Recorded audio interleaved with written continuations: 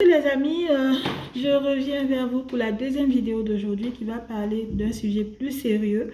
Nous allons parler effectivement de coopération énergétique, de coopération diplomatie des matières premières, coopération énergétique.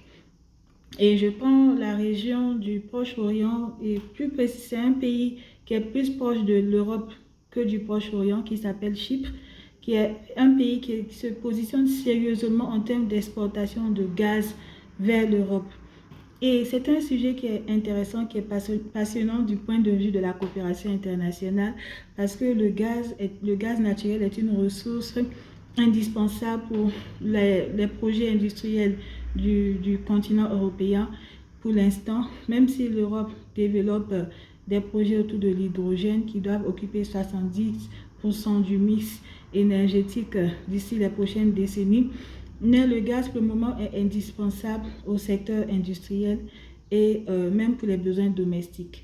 Donc, il y a beaucoup de pays qui développent une coopération régionale autour de l'exploitation commune et du développement d'infrastructures pour le transport, les gazoducs, les pipelines, etc., de gaz de cette région vers l'Europe. Mais cela ne va pas sans certaines conditions parce que l'Union européenne développe des accords bilatéraux avec certains pays, des accords de nouvelle génération, etc. Mais il faut savoir que la coopération internationale est aussi un outil de soft power pour l'Union européenne parce que si vous voulez pénétrer le marché de l'Union européenne, ils ont certaines normes environnementales en matière de santé, environnement, de développement durable. Ils ont un modèle qui est autour du développement durable, la protection des femmes, des plus vulnérables, la protection de la lutte contre le changement climatique, l'industrialisation durable et inclusive. Il y a de nombreux axes de coopération autour du développement durable. Parce que le développement durable, il répond à trois caractéristiques. D'abord, l'universalité, l'inclusivité et l'interconnexion. C'est-à-dire les ODD sont interconnectés, ils sont universels, ils sont inclusifs. Et donc, le développement durable ne concerne pas uniquement l'environnement, le climat, il concerne aussi la santé, il concerne des questions économiques comme la lutte contre la pauvreté, le développement industriel, l'accès à l'eau. C'est un tout, c'est vraiment interconnecté, il y a de nombreuses interfaces.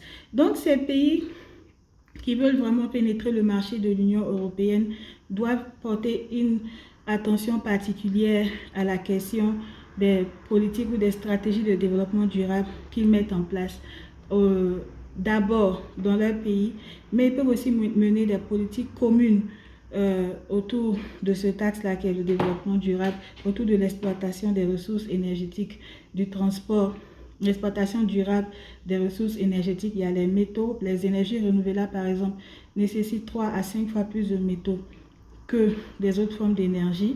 Il y a les terres rares, l'exploitation durable des terres rares qui rejettent des métaux lourds qui sont radioactifs, qui utilisent beaucoup d'eau.